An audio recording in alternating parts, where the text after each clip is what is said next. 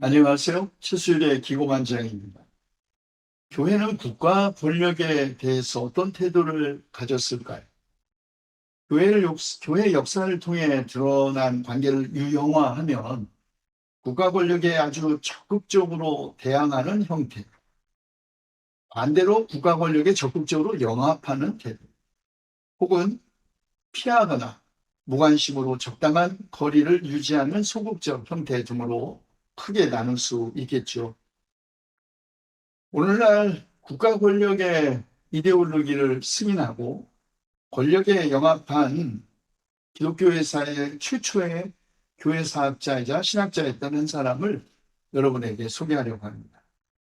카이사레아의 유세비우스라는 인물입니다. 그의 또 다른 이름은 팜피루스의 에우세비우스 이렇게 되어 있는데요. 이것은 팜피루스의 아들 혹은 종이라는 뜻입니다. 그것은 그가 존경했던 스승 팜필루스가 그에게 준 이름이기도 합니다.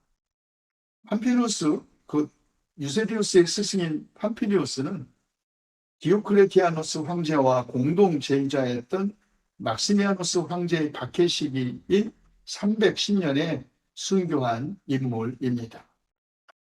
그런데 그의 제자였던 유세비우스도 같은 시기에 투옥되었으나 곧바로 석방된 것으로 미루어 아마 그의 가족이 어쩌면 고위층이었으라고 생각됩니다.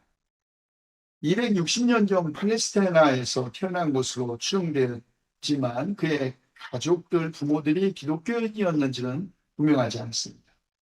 어쨌든 그는 카이사라에서 세례를 받고 사제로 소품되었다가 315년 그가 55세가 되었을 때 만장일치로 카이사라의 주교로 선출되었습니다. 그래서 우리는 그를 보통 카이사라의 유세비우스라고 이름 붙인 것입니다. 그는 아주 많은 책을 남겼는데요. 그 가운데 우리말로 번역된 것은 딱 한 권, 교회사 한 권밖에 없는 것 같습니다. 유세비우스의 교회사는 사도시대부터 그가 이 책을 집필한 시대까지의 교회사를 연대기적으로 정리한 최초의 그리고 가장 오래된 역사책입니다. 그는 사도들의 계승, 교회의 주요한 변화, 또 교회를 혁신했던 사람들의 성품, 순교와 적대감 속에서도 꾸준히 발전해온 교회의 모습을 보여주려는 목적으로 초대교회에서부터 콘스탄티노스 황제에 의한 기독교의 공인에 이르기까지 그 역사를 정리했습니다. 그러나 그 일부 내용이 정확하지 않고 주로 서방교회 중심으로 역사를 썼기 때문에, 그리고 유대교와 특별히 이단들에 대한 그의 부적절한 태도 때문에 지적을 받기도 합니다. 그가 참고했던 많은 자료들이 소실되었기 때문에 그가 주장하는 사실들에 대한 확인 여부도 한계가 있지만, 어쨌든 그의 교회사는 최초의 교회 역사서라는 의의를 가지고 있습니다. 그런데 오늘 우리가 관심을 기울이려고 하는 것은 우리말로 번역되지 않았지만 그의 유명한 책 콘스탄티누스의 생애라는 책입니다. 331년에 완성된 4권으로 된 콘스탄티누스의 생애는 비판적인 학자들에 의해서 일종의 용비어천가라고 평가받습니다. 유세비우스를 어용신학자 혹은 궁정신학자의 전형으로 보기 때문입니다. 여러분이 아시는 것처럼 콘스탄티누스 황제는 기독교인들에 대한 박해를 종식하고 후에 기독교가 국가 종교가 되는 길을 연 인물입니다. 이른바 콘스탄티누스적 전환 이후 기독교는 탄압받고 억압받던 지하 종교에서 이제 로마 제국의 지배 종교가 된 것이죠. 콘스탄티누스 황제는 원래 그의 부친의 신앙을 따라 태양신 숭배자였습니다. 그랬던 그가 기독교인에 대한 박해를 종식하고 기독교를 공인하게 된 배경에는 아주 큰 역사적 이유가 있었습니다. 그의 이른바 전환의 배경에 대한 이유 가운데 하나는 회심설입니다. 그가 이제 밀비한 다리 앞에서 마지막 그 전투를 앞두고 꿈에 십자가 형태의 그림을 보고 방패에다가 그 십자가를 그려 넣어서 전투에서 승리했다는 이야기죠. 그래서 이제 회심을 했다는 것입니다. 그러나 또 다른 이유, 원인의 이유로 하나로 지적되는 것은 그의 정치적 분기설입니다.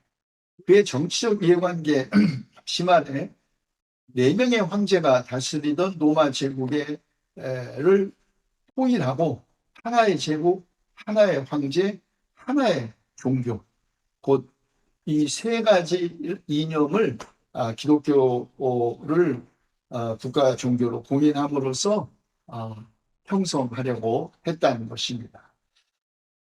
콘스탄티누스 황제에 의해서 기독교가 이제 그 국가 종교로 공인된 이후 아주 많은 변화가 교회 안팎에서 일어났죠.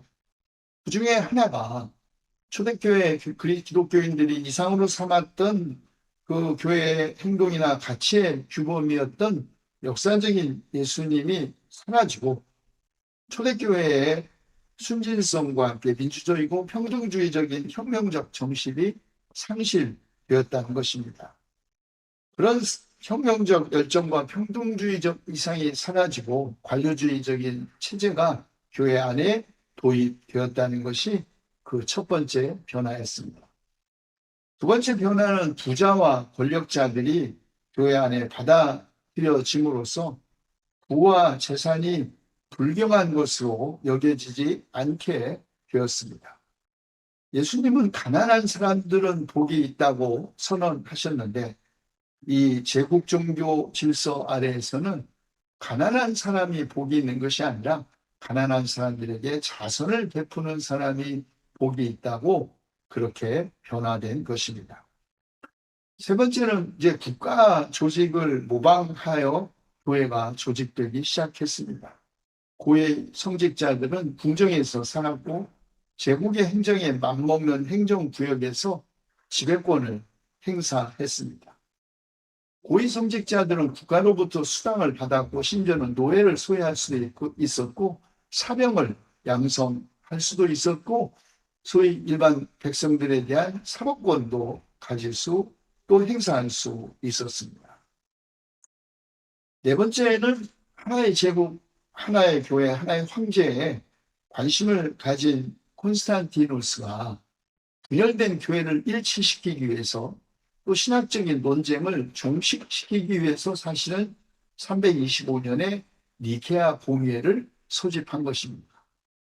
우리가 이제 보통 공의회, 에큐메니칼 카운슬이라고 명명하는 회의는 주교들의 회의였습니다. 지금도 가톨릭 교회에는 이 주교들의 회의, 곧 공의회가 최종적인 결정권, 구속력을 가지게 되는 회의이죠.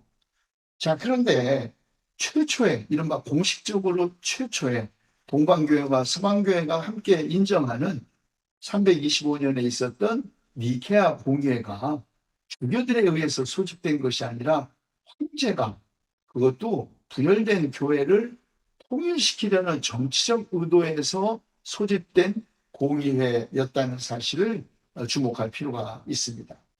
사실은 신학적인 논쟁을 정리하려고 교회들이 신학적인 이유 때문에 분열되었는데 콘스탄티누스 황제는 정치적으로 이 분열을 막으려고 했던 것입니다. 우리가 다 아는 것처럼 325년 니케아 공의회에서 이른바 아리우스를 추종했던 집단들이 이단으로 규정되었습니다. 교회의 내적인 문제, 신학적 갈등을 국가 권력이 개입해서 해결한 최초의 사례가 되겠습니다.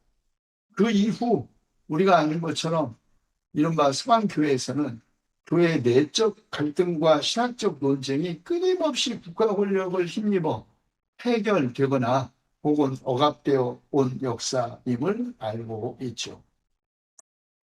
다섯 번째 중요한 변화의 하나는 이른바 유대인들의 개종 문제입니다.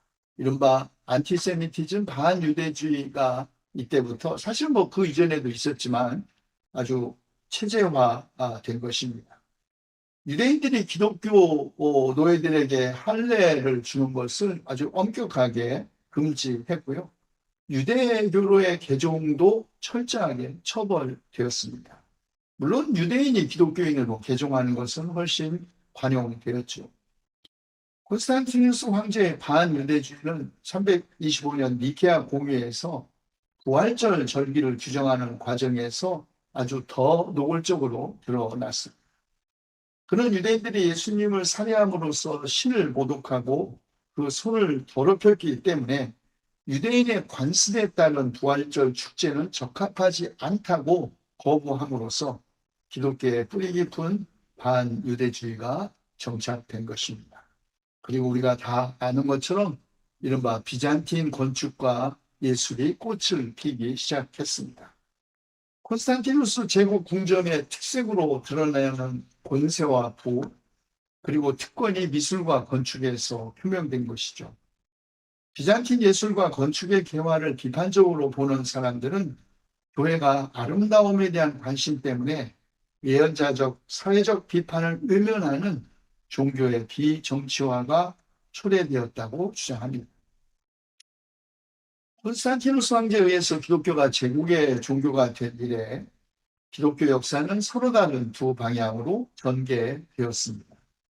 그 하나는 국가 종교로서의 제도적 교회의 역사였고, 또 다른 하나는 묵시문학적 전통에 서서 제도적 교회와 세계의 급진적 변혁을 지향했다.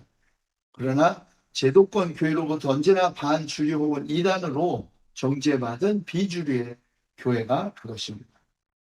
그들은 성령의 직접적인 역사 개입에 의한 파국과 역사의 급진적인 갱신을 희망했고, 하나님 나라를 폭력적으로 이 지상에 실현시키려고 했습니다. 이 두 가지 형태의 교회 갈등은 사실 성서 자체 안에 내재해 있는 서로 다른 하나님 나라 이해까지 소급되지만 지금도 있고 또 앞으로도 있을 수 있는 갈등으로 남아 있을 것입니다. 그리고 어느 시대나 정치 권력을 종교적으로 정당화해 주면서 기생하는 그런 종교인은 있었고 지금도 있고 또 앞으로도 있을 것입니다.